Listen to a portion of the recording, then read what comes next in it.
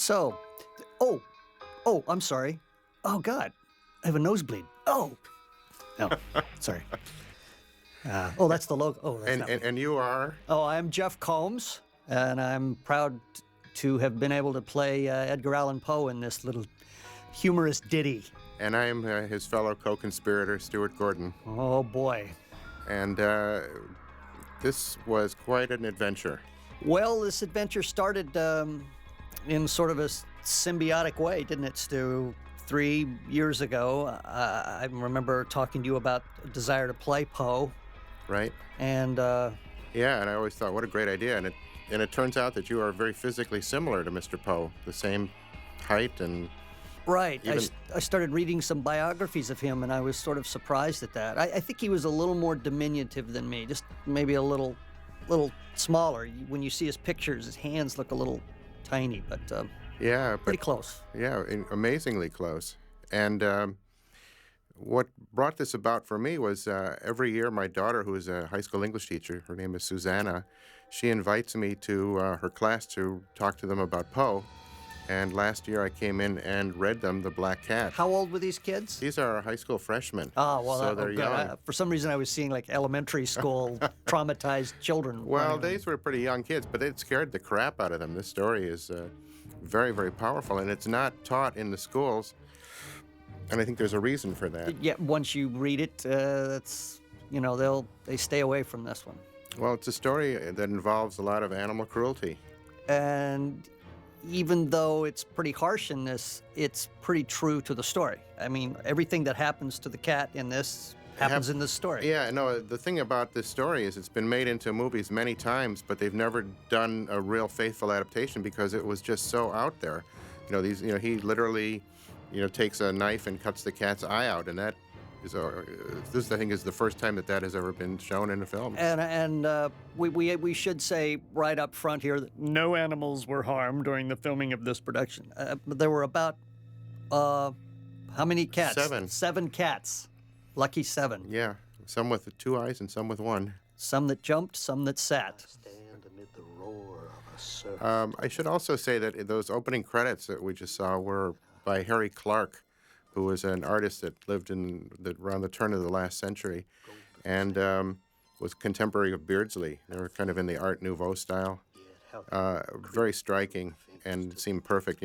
One of the ideas on this was to try to shoot it in black and white, we were told that the network would not air it if it was in black and white, so we went as close to black and white as we possibly could. With the exception of dark reds and greens, right? Yeah, some just a few hints of color. The blood, the green eye of the cat.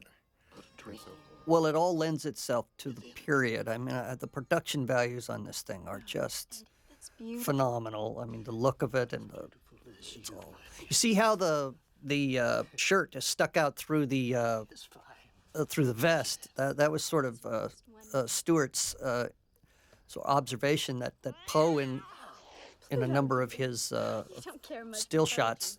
Yeah, he never. Did that. Yeah, I think he might have put his hand in there, like it's like Napoleon sort of. Which was fairly common in those days as a sort of a pose or gesture. A lot of military men from the Civil War would do that. This is pre-Civil War by about 10 years. Yeah, it's 1843 is the exact date when this is supposed to be taking place in Philadelphia. And one of the things that I really wanted to convey after reading a few Poe biographies is that he was a man of the South. He was from his childhood primarily was Richmond, Virginia.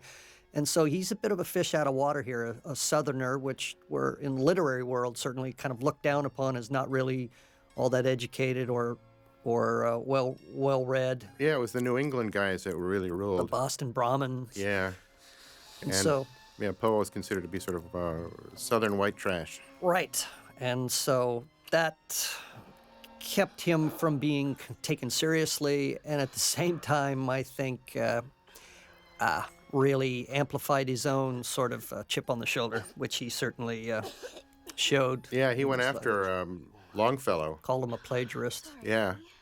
And and it was really true. I mean, the thing that we're dealing with in this is that Poe wanted to be taken seriously as a poet, and was not during his lifetime. Except for The Raven. Yeah, The Raven turned things around for him, but up until that point, I think What a one nice cut there. we It's a have nice cut. this publisher offering him 25 cents for each of his poems. And there was another poetess, a woman who's no one even remembers her now, who was being paid $10 a poem in those days. So it gives you an idea of how little regard they had for his Well, there were work. no intellectual property rights, and so if you were a writer, you were just at the mercy of whatever you could get when you initially sold it to. I mean, if they reprinted it, you didn't get any more money. Other papers would pick things up and print them in theirs, and they didn't pay you, didn't bother to. It was really pretty dismal for writers. Yeah, and here Poe is, trying to sell his poetry, and the publisher wants him to do, Another ghoulish tale. one of his fantastic tales. And this was really true, and Poe kind of, was sort of like, I can do so much more than this. He sort of felt that the stories were something that were kind of, he did just for fun, but the serious art was his poetry. Killing his landlord because he was disturbed. And it is true that the Telltale Heart had been a big sensation when it was published, and they did want him to follow it up with something similar. Hey, things haven't changed very much, That's have they? right. Yeah. Sequels were king then, too. Do that again. Yeah. Give us another one of those. Poet strangles his I'd like to say here right up front that, the whole design concept for Poe, I owe a real debt of gratitude to the costume designer Lynn Kelly for not just me but everybody's costume look. It's just really, really verifies the whole period. But there were three people that were sort of my keys on this. The guy, Tyler Tone, who got me dressed every day. It was just tremendous. Everything was always ready and exactly as it should be. And the hair was done by Adina Shore, who was sort of the head of the hair department. And Yeah, she really saved us. great. She saved our booty. And the special effects makeup, my nose there, and some work around the eyes, and just the whole Poe look by Sarah Graham of K&B was just really... Yeah, that's what I thought was so remarkable. Was it was really just the nose, and all of a sudden you were Poe. Right. And the thing I think of, Jeffrey, that's so incredible about your performance is that it doesn't look like you, it doesn't sound like you. It is Poe. And there were times when we were working, and I'm sitting there looking at you, and I felt like I was in the room with the great man himself. In all the stuff that I've done on film, I had never, I'd certainly done Southern accents before, but not sort of this Virginia genteel, Yeah, aristocratic almost. aristocratic, and I think in a way it sort of informs and gives a voice almost to some of Poe's poetry, that it comes out of that that melodic. Yeah. Well, dialect. this kind of stuff here of him talking about his, bragging about his family was something that really happened many times. And I also have to credit Dennis Paoli, who Right. co-wrote the script on Absolutely. this, because he did so much research about Poe, and found some of these things, about like these stories about him getting into arguments and, with people and people whose work he had slandered, trying to borrow money from them. Yeah, well, you would rip somebody with their new work, and then the next day run into them on the street and borrow money from them. Yeah. And he had absolutely no sense of maybe that was not something that he should do.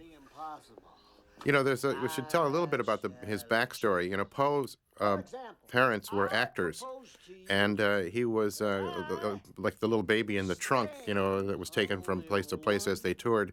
And the mother, the father ran off, and the mother had TB, or consumption as it was called then, and she was dying in the room with the little baby right there. Poe was It may have 2 years been old. something like typhoid or something like that. She may have, it may not have been consumption because she died fairly quick.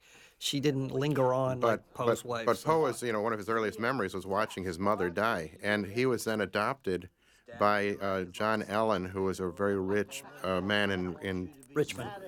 Richmond, Virginia, and was raised, sent to England to very fine schools, and eventually even got to West Point, where he was, I think, thrown out for gambling, I believe was what happened. Well, he was sent to West Point because Jonathan Allen pulled some strings to get him accepted, because he kind of felt like maybe Poe, needed a little straightening out, a little discipline. Didn't work out that way.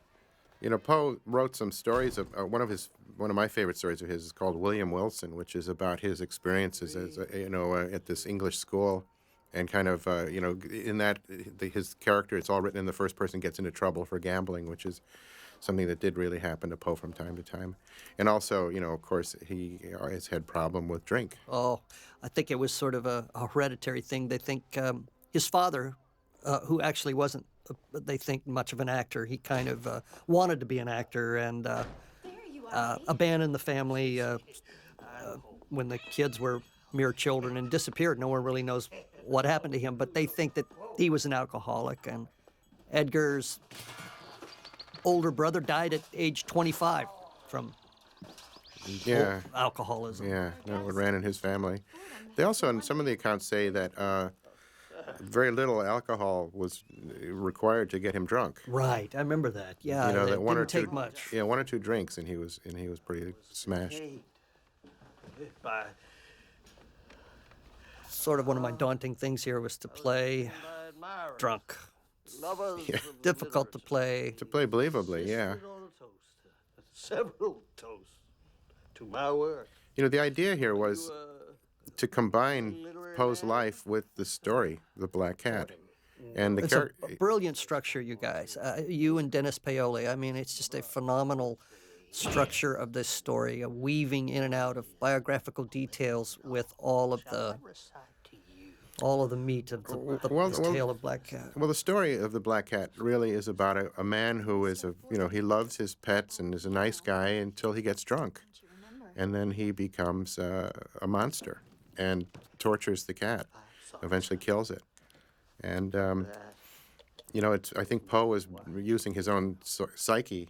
He's Right. writing about himself in a way. I mean, he did have this problem with drink. He did have a cat. And no doubt that when he was trying to come up with a story or trying to concentrate, and as we see later here, every little distraction becomes a monumental annoyance. I'm sure that was a germ for using a black cat as a metaphor towards Well, it's also true. inner and he- demons. in a lot of Poe stories, he always talks about the character's senses are being very acute. That and I think that was true of him too. That the slightest sound was very, very, loud to him, and he was very sensitive to things. And I remember also that was something that that Stu, you sort of tried to convey while we were shooting, was that there was an excitability to Poe, kind of a high-strung quality to him too, that gave him his gift, but also just Got him in a lot of trouble. got him in a lot of trouble. Yeah. He went through a lot of jobs, Yeah. crashed and burned many times.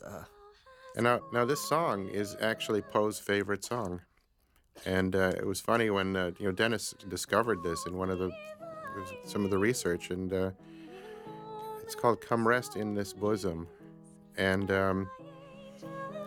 his wife really did sing it to him. He had her, he married her when she was 14 years old, He was the Jerry Lee Lewis of his day.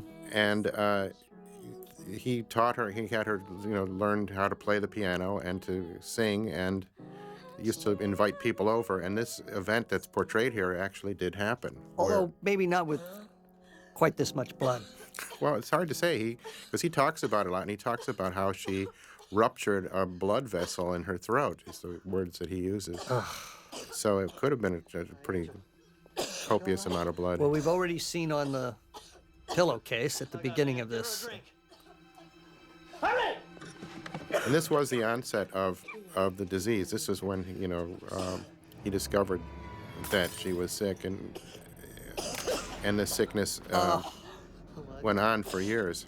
She Sissy? At the time that this story takes place, they had been married for about 7 years. And Elise Levesque, who plays Virginia, is about the same age that Virginia Poe really was when this happened.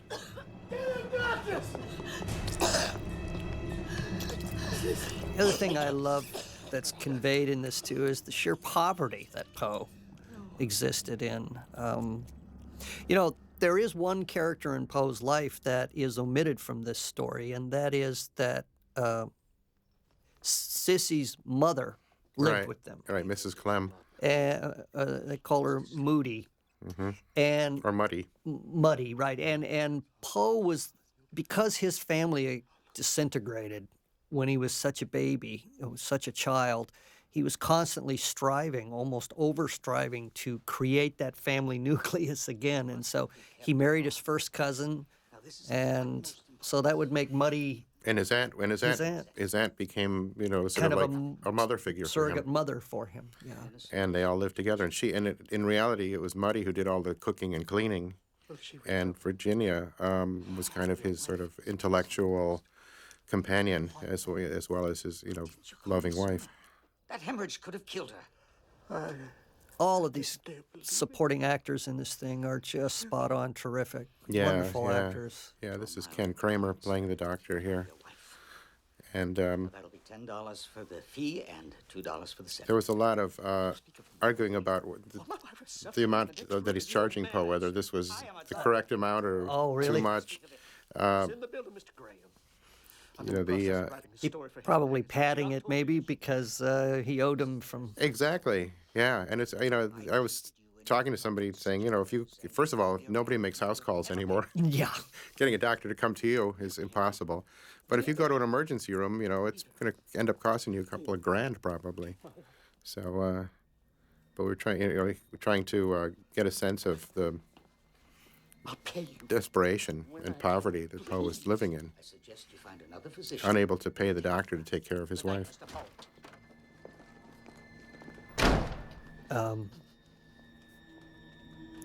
This shoot was really grueling. And, whenever I see this, I think, this is the first scene we shot in Yeah. the whole episode. Get ready and then Yeah. destroy a piano. Which isn't really destroyed here. Well, that's not Well, true. it was When I destroyed. was there wasn't. Yeah. But we did destroy this piano, which made me feel bad because it was a 200-year-old piano. It was actually an organ, but we won't get into that. Yeah. Yeah, this was the first thing I shot, so it was like, okay, here I am. And I think Who that- is this guy? Yeah, and I think the crew became terrified of you after this. Especially when I have an axe in my hand. Yeah, don't let him have an axe. And even the bird is great. Yeah, I have to mention Bonnie Judd, who is our animal trainer on this, and she cats, as everybody knows, are almost impossible to make. You can't make them do anything, and she was able to. I had these cats that did everything we needed, although they were very sort of particular. They were like, this is the cat that can. Jump. Yeah, can jump up onto the piano. This is the cat that can sit. Yeah, one day Stu said, I want the cat to jump up and sit down. She said, well, that's two shots. I have a cat that can jump up and I have a cat that can sit.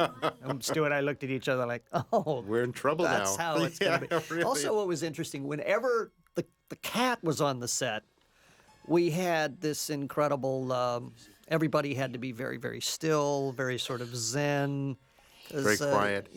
The old saying, you ever try to herd cats? I mean, you really, really have to be, have a perimeter down and get it done and move on. Sorry, Eddie. No, Bonnie was incredible. I mean, she even got, had pieces of the furniture that we were going to be using brought to her home to be able to train the cat so that they were used to So the they were used to the surroundings. Yeah. And when the cat's kind of struggling in the cat that struggles in my arms later on, its claws were covered with little plastic, little covers, and it didn't get hurt. I didn't get hurt. It's great, really, really great. The wheel. No, but it was one of those things where Liar. He's a lying. Yeah, right. Well, he promised her all sorts of things, and there's a lot of those promises he could not keep. Here's the writer's nightmare, a blank piece of paper, right? Yeah. What am I going to do? I love the incorporation into this story of all the animals or pets, goldfish, canary, cat, Well, and even in the story, he talks about how he has a monkey also. a monkey. Yeah. Yeah. So but we felt, that might be a little too much having a. If he had a dog, there's a dog in the story. Hard to know where the dream within a dream begins for this. Well, I think it's in this scene right here. This is the scene. This is the scene where he goes into, as he's trying to write the story. However, Stu, if you think about it, it's already begun because he smashed the piano. Well, that's a little fantasy of its own. That's kind of like him strangling the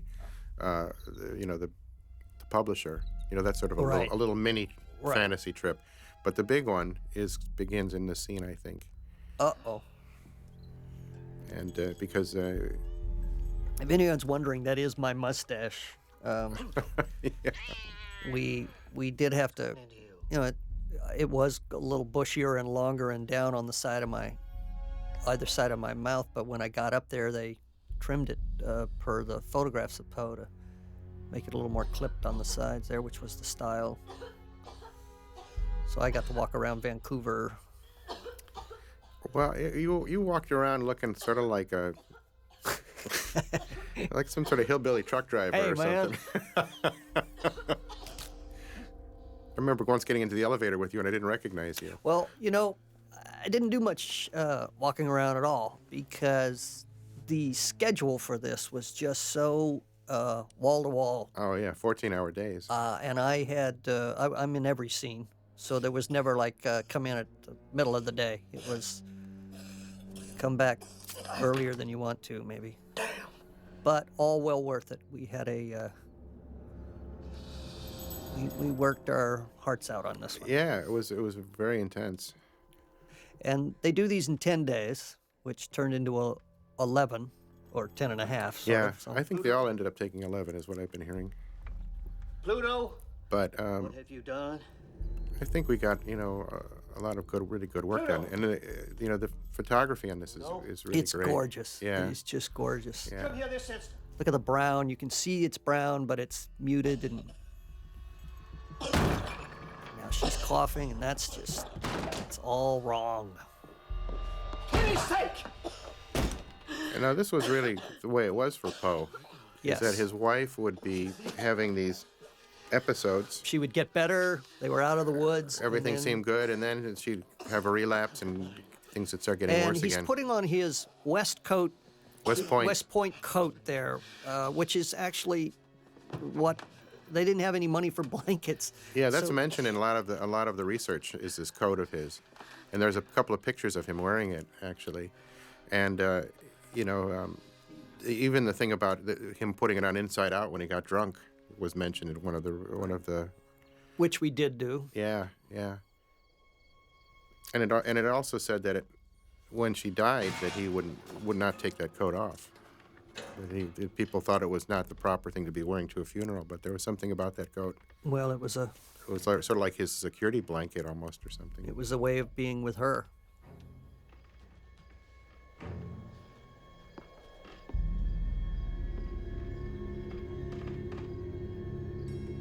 Just photographed so lovely here. And Stu's dictum for authenticity here. Watch this candle, or this match. Watch how long it glows, because that's how they were in those days. They remained phosphorus for a much Yeah. longer period of time. I have to say, our crew was so good in terms of Authenticity. Yeah, like they that. really got into that, did. making everything accurate. And it was funny. Sometimes I'd get into something would show up on the set, like in the bar scene. I remember the glass. glasses. It looked sort of like something you'd serve ice cream in. I said, "We need a wine glass. This isn't a wine glass." And the prop guy said, "He said, look, this is accurate. This is what this is. Yeah, this is what they drank out of. yeah." So, I mean, they really did their homework. Rufus. Well, this is, it's a little birdie. The stuff like this is, I think, the most upsetting thing. Last year I did an episode, Who Dreams in the Witch House, which had to do with sacrificing a baby, and I was trying to see if there was a way to kind of come up with something even more upsetting, and I realized that cruelty to animals upsets people even more than cruelty to humans, even to a baby. Well, I actually added here because I really wanted to convey that, he wasn't doing this because he, out of any morbid joy in it. I added the, I'm sorry here. Yes. He has to put it out of its misery. It's not going to live. Right. I'm sorry. And he had to take a drink in order to do it, right? Yeah. No, it's a rough thing. But it's interesting in this, one of the things I was thinking about recently was that in all of the studies that they're doing now about serial killers, they're They discovering that start they're with yeah, mutilation of animals. Yeah, they always start with torturing animals. And that Poe really was into that in this story. That this, the cruelty to the cat turns into murder of his wife. Killing him. Inadvertently. Well, it was in this story it's inadvertent, but But the escalation is there, yeah. That cat was great. I mean, she could wriggle around and move and do it again and again, Yeah. and it just wasn't a... She was like a feral cat. Where are you? So this is the scene that has never been filmed before from this story, because it's just too much. Poe is so out there. He's just gone now. He's just... This cat is exemplifying everything that's wrong. Well, Poe there's a line, and it used to be in the script, and it's one of the lines I got cut inadvertently. I wish it was still in the movie, where Poe said, "All cats are witches." Right, I did say that. Why was it? It was It a was cut it was for yeah, time, or... it was a scene, one of the scenes that ended up being cut, and yeah, Lord. cats are witches, and the idea that the cat sort of symbolizes evil and also death. It's like, in a way, it's like the raven. What are you doing? The black cat. Black cats are, of course, always unlucky creatures. Pluto? Or ill omens. Yeah. That's right. Black cat crosses your path and so forth. I had a black cat for 20 years. Did you know that? Oh. He must have gotten in a fight. When I found did him. Reanimator, I had a black cat. And, of course, in Reanimator, there's a... Yes, a cat gets killed a couple of times in that movie. Twice. Yeah. What's been going on? Our pets? Yeah. Now, Sissy, Now he lies. Here's the... There's also a cat in Castle Freak that doesn't have a very happy end either. Just, Pluto ate now that I Phineas. think about it. and he killed poor Annabelle. No, I don't believe it. He's the one who's been attacked. No. Look at him. No. There was another cat, a black cat, just like Pluto. He must have killed them, and then Pluto fought with him. The name Pluto for the cat, too, is interesting. In that Pluto is the god of the underworld, the god of death. You said you would write for me. You promised me. I know I did, Sissy. I'm so sorry. I can't explain it.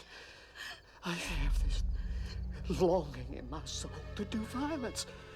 This is also from the story, which is, he talks about perversity, and later he wrote an essay called The Imp of the Perverse that was kind of about the same idea that we all have this tendency that when things are going well, we want to screw them up somehow. Right. It's too good to be true. We want to, we do things deliberately to mess ourselves up.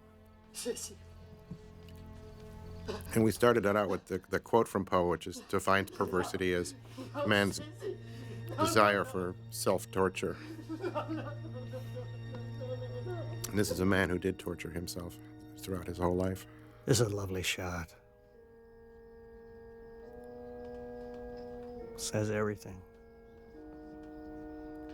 Well, one of the things that Poe did say was that the most compelling story is the story of a young girl dying. Never provide for a woman of her. And that was something that he knew from birth, really, from watching his mother die and then seeing his wife die almost exactly the same way. And in between there, his foster mother Yeah, died when he was So a very young. very young man, late teens, early 20s.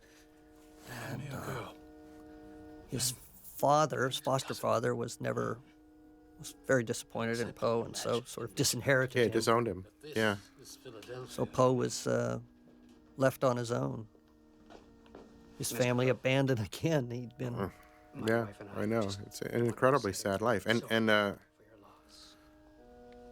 that's why I felt that the combination of his life and this story, there was something about the two that they really fit together well. well, and he also wrote the original story in first person. I did this. I Yeah. went there. A lot of his stories are She's that out way. of her misery now. And it's interesting, we've done so much Lovecraft. Lovecraft idolized Poe. He can thought that, advance you a and small tried to sum copy of Poe's style story. to a large degree. She should have a proper burial. Yes, she should. So she can rot in an airless grave with worms and ants eating at her flesh. Get a hold of yourself, Edgar. This guy was terrific. We all have to go on, you know. Yeah, And you Aaron have your Teeger. writing. Yeah, he was great. Everybody just had an air of the period. Well, that's what you do. Yeah. Goodness, man, you're already famous. Although I remember when we were shooting the scene in the publisher's office, we were doing those long, these. There are Oh, Shoots and- it was at 4:30 in the morning. Yeah, it was like it was something like that to 3 in the morning, and he had come from Toronto to Vancouver, so he he had a was also 3-hour 3-hour jet lag. difference. Yeah. So for him, it was About it was like 7 in staying the up morning. staying up all night. And he- he's 75 or something. yeah, and we were trying to shoot the close up of his eye, and his eyes kept closing. I pushed him around here a little bit too much on one. I feel bad about that. Oh well, you really got into Poe. You were Poe. And this is what a typical Poe thing, completely, To explode. yeah, sending his friends away. I mean, when Poe died, there were 6 people at his funeral. And now there's a football team named after one of his great poems. Yeah, saw his grave in Baltimore. And there's a story that on the anniversary of his death, Someone puts a there's rose, on his grave. in and- a bottle of something. Yeah, a bottle. I think it's a bottle of. One other I wanna say wonderful thing: bourbon. the first airing of this episode on Showtime was on Poe's birthday. Yeah, that was a wonderful thing. I hope there was somebody did that on purpose, but if not, it was a I think great, not. it was a I terrific, think it was a wonderful, serendipitous thing. Yeah, just one of those happy accidents. yeah. Now, Poe's whole life. I mean, there's a big mystery about his death too. Right. About how he, after his wife Virginia died, he was going to remarry. You solved this problem very cleverly. That cat right there was about twice the size of all the cats that we use. Huge. But by putting it with that lens on and doing it from below like that, you can't tell. Yeah. So it's in proportion. So that was solving of that problem. Now a little laudanum just to top off. And this is also booze. true, which is that Poe did attempt suicide after his wife died Yes, but with in, an overdose of but laudanum. in true sort of like not really, sort of kind of, I am committing suicide, cry for help. He drank half of it, and then decided that he would only drink half of it so he could go mail a letter to a woman. Probably a suicide letter. Yeah, and then he mailed the letter and then came back and took the second half, but by then the full power of it was lost. So look at that. Look how beautiful that is. It takes a lot of work to get it like that. It truly does.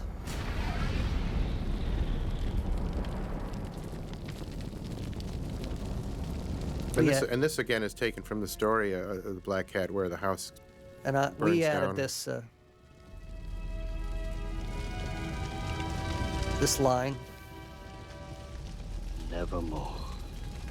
I said to Stu, that word is known associated with Poe more than any other, and Stu found that spot. He said that's where we should.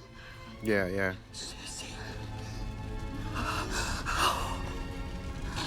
And her coming to life like this is Well, it's like so many of his stories, you know, where the girl has been buried alive and comes back Right. to life, and it was kind of like, you know, that thing that we were talking about earlier with her, these recoveries that she would have. right. A Cycle. deep sleep sort of thing, but still within keeping with his. And I have to credit the special effects department for this fire sequence. Wow. You know, and also you guys were right in the middle And of all now of that. this is lovely. We get some. This is really delicious visual coming up here.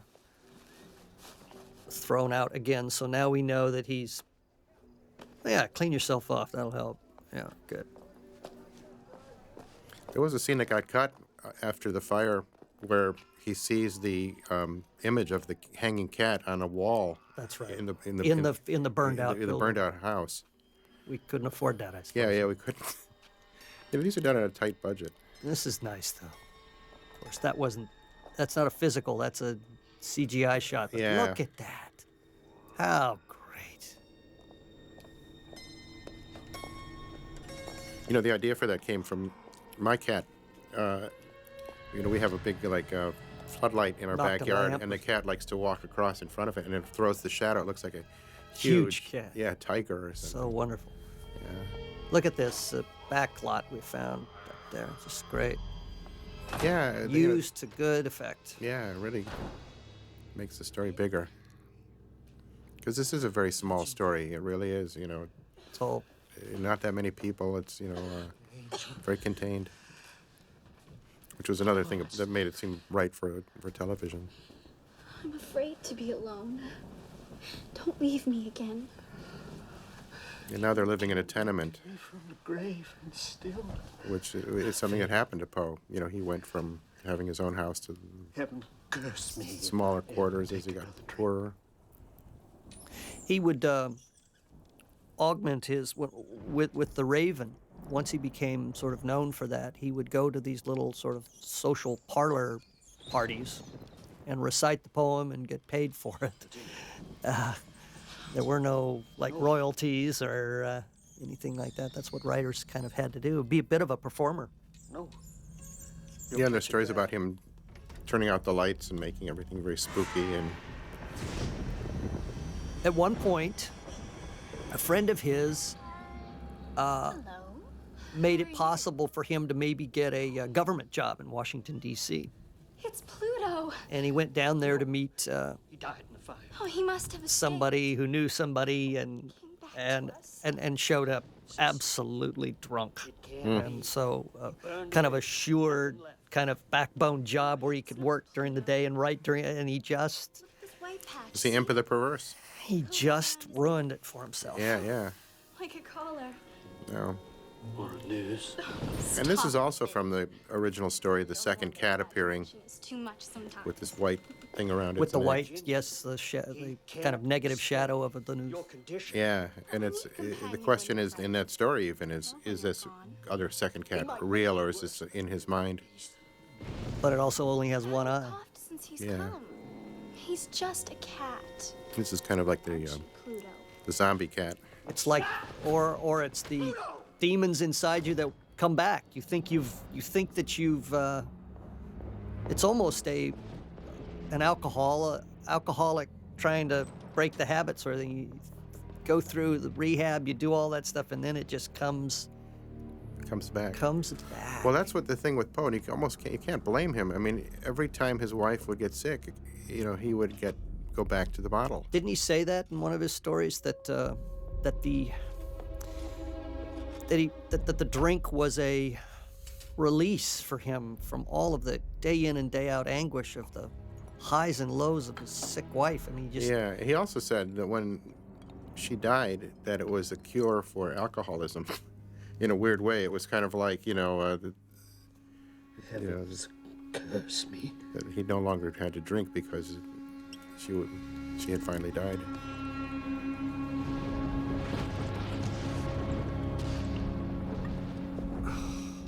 sneaking a drink behind the bricks in the basement.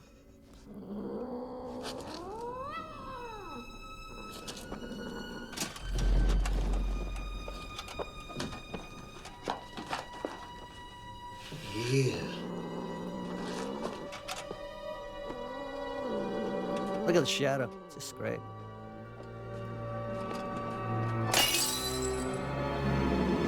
It's about the last thing we shot, I think, right there, wasn't it, Stu? This was pretty much it, yeah. I think.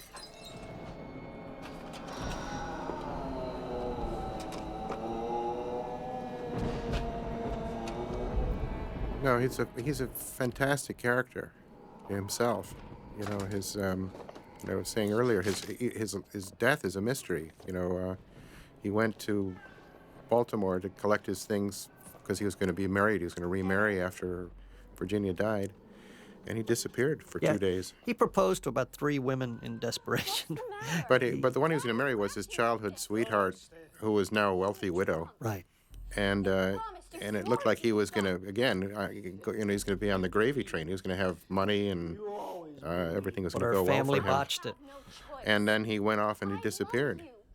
And was turned up 2 days later in a pauper's hospital with no identification, wearing someone else's clothing, and never really regained consciousness. He was raving, and it was like having deliriums, and the last thing he said was, "Lord, have mercy on my soul," and died. And the big mystery was, well, what happened to him?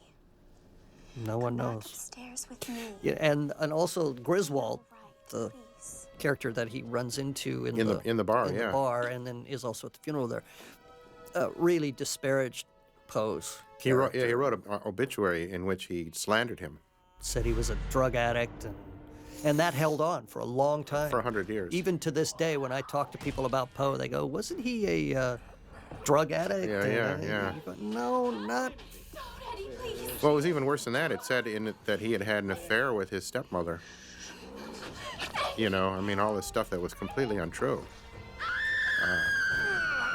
Whoops. I hate it when that happens. It was a very hard. And then she pulls it out herself, which is so just so awful. Some great makeup work from K&B. Everyone's nightmare there. Yeah.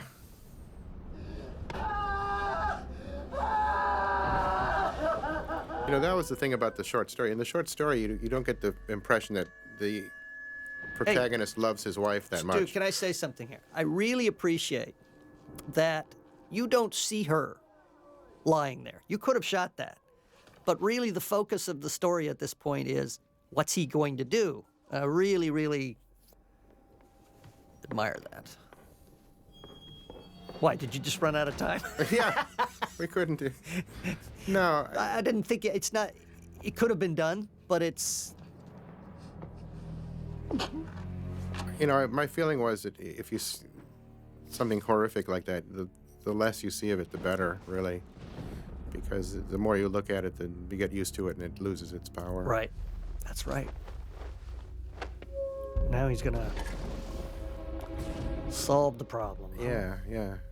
In the short story, he goes through, and we almost did this in the script, all these different ideas for how to dispose of the body. And one of them is to cut her up in pieces and put her in a trunk and mail her to somebody. Ugh. You know, and we were going to have the sequence where you're going through all these, different scenarios. Right. Well, I'll try this. No, that's too messy. Well, I'll try this. And then, This is a little cleaner. well, Dennis, very rightly so, said it kind of takes away from his love of his wife if he's so concerned about. That axe. Yeah, and those are real bricks, too. Yeah, that axe was heavy. Yeah. This was hard So work. all my Sandlot baseball work here came into play. Yeah. And I think this was one of the last things you Yes, shot. it was. So, I was pretty well wore out at this. you Let's were do exhausted. another one. Yeah. What?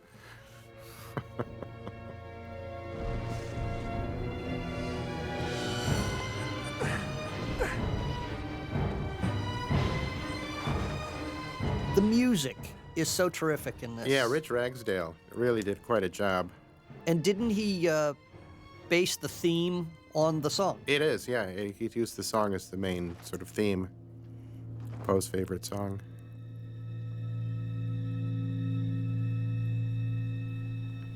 And this was not in the script originally. This was suggested, I believe, by John Joffin, the DP, that seeing her hand is left out, and Actually, it was me.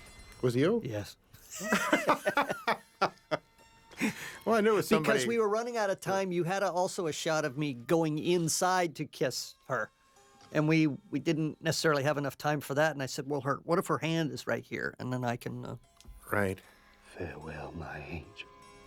And this went on. This scene right here, the cat meowed.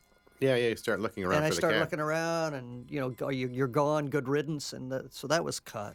Yeah. But that's okay. It conveys I think in a way it was better. it is better. It's over. That chapter is over. Yeah. Look at the color of the alcohol. booze. It just you see that and that alone. Still trying to write. Also, probably nobody's picked up on this, but I'm left-handed.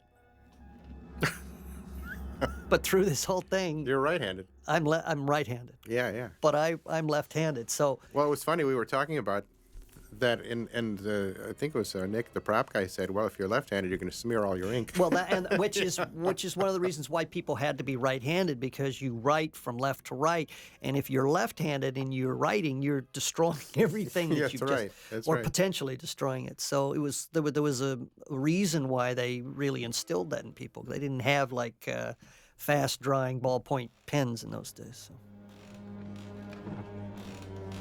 But it is a weird thing to put a pen in a hand that you don't write in, and Now, this is a kind of the idea of Poe being haunted by his dead wife, and I think or that, his guilt. yeah, and I think that did happen to him in reality. One of the things that, when she died, he made her a deathbed promise that he would never remarry. A couple more terrific actors here. Yeah. Isn't it? The writer? Yes, indeed. I am he, the poet, yes. Yeah, it's Eric can see. Keenlyside and I have just Ryan now Crocker playing the cops here. one of my And, fantastic tales. I apologize for You better any give it, a lot of tension in this scene. Sergeant Booker of the South Philadelphia We were Constabulary. very lucky with the cast on this, and Elise is so wonderful as Virginia. Not an easy role for such a young actress. And as you've seen, when I am engaged in acts of the imagination, I have little sense of the world around me, such is my genius. Indeed. These neighbors thought the screams came from this room. Well, as I say, there may have been a brutal murder in this room, and I would have been. And I should mention oblivious. that the actor who plays By all means, gentlemen. Griswold, in this, that Right. is Chris Heyerdahl, and has become very well known for his portrayal of H.P. Lovecraft. Well, there you go. I know you've also played that role yourself. Yes, and if you see him and you see me, and that's quite a First made. quite a mixture there. I know, it's kind of funny to have we have a scene in this between Lovecraft and Poe. Lovecraft and Poe. This is a wonderful turn in this story here, where I felt the need. he's gotten away with it, Yes. and he's going to get away with it at the end of this scene. These cops are going to leave, and that will be the end of it. Thirsty Yes. work. But he can't let that But happen. his own ego and his own Perversity. Ask me about the just forces the issue. Yeah. They're quite afraid of you, Mr. Poe. Nothing here, Sergeant. Some women's clothing and toiletries, but no sign of violence. You are married, aren't you, Mr. Poe? My wife is visiting relatives in Baltimore. The Poes of Baltimore are very well known, descended from Yeah, General here he goes David again. Poe Well, of then. the Revolutionary. Yeah. We won't disturb you Very anymore. good. We go with that. But he'd pull that string, Oh, sure. Southern gentility. Thank you. He's quite proud of himself at this point.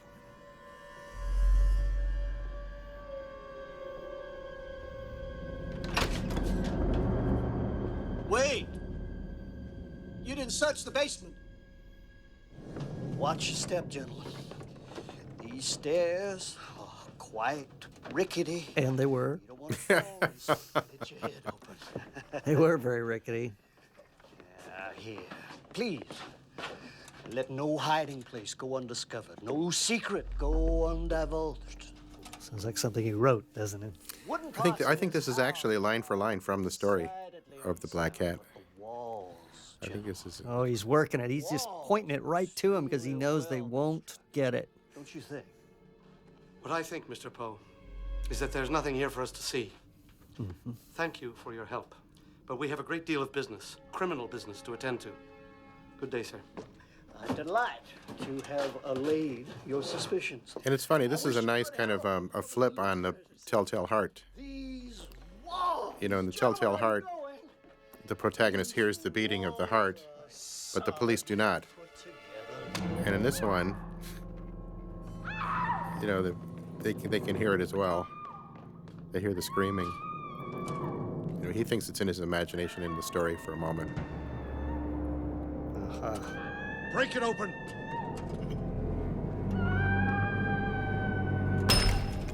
Come on. Uh-oh. You know, and anyone who has a cat knows that there are times when a cat, especially like I think a female cat in heat, Yeah. sounds like a woman screaming. I remember when I was a child and lying in my bed and I was convinced that, or they can sound like a baby, Yes, yeah. sound like a baby crying, and I was convinced there was a baby outside, and Oh, it's really, sometimes it's just, creepy. yeah. It's a hair on the back of your neck stand up. And this is a very classic image from the story, the cat on the head of the corpse.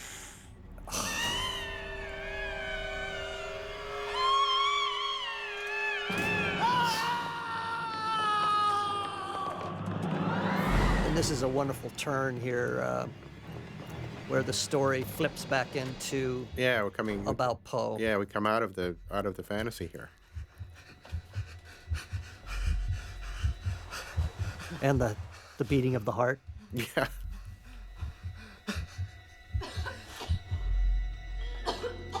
Remember when we were shooting this, and I said to you, could you give me a little more Vincent Price on this? I said, I have absolutely no idea what you're talking about.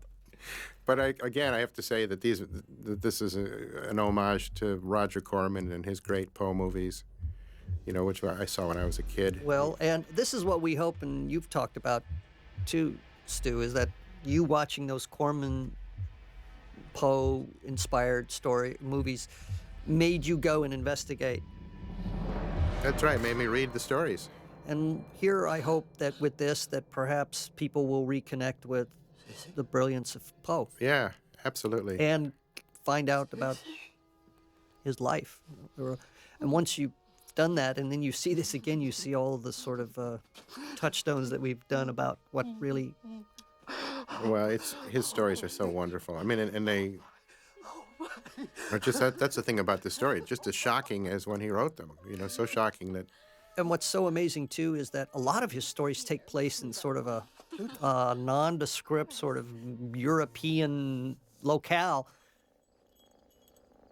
Yeah, like He's an Cask of Amontillado. He's an American writer, Yeah, that's right. completely in his imagination. He never went to Europe except for when he was a child with his father, and went to boarding school and. I can give old In England. what he wants. I have it, Sissy. I mean, almost to the point that he was more revered in France than he was. It was really the French who sort of discovered him. You know, he was. And he also overlooked. inspired Arthur Conan Doyle to create Sherlock Holmes. That's right. The deductive detective. That's right. Poe is the creator of the detective story, and Dupin is the character is very much like Sherlock Holmes, or Sherlock Holmes is very much like Dupin is really the way I should say. And it was 20 some odd years before, right? Yeah, no, Doyle actually did credit Poe for inspiring Sherlock Holmes. And they lived. Yeah, this is one of those moments where to be with Poe while he was writing. Wonderful job, Stu. Well, and you, my God, you are Poe. You know, we were talking about, you know, we should find some more stories of his and let you do some more Poe. Yeah. You know, Yeah. he's you really are. You know, you're channeling this guy. Well, I was very, you know, it's one of those rare things in this business where you have a germ of an idea or a desire to play a character or someone from history and that it actually can come to fruition just by putting it out there, you know. It really Well, is. and it's also, I have to thank the Masters of Horror for giving us the opportunity to do this. You know, it's a show where they let you do what you want to do, and made our dream come true here, both of us. Yep, that's right. Thank you, Masters of Horror. Yep. And thank you all for watching this. Goodbye. Adios.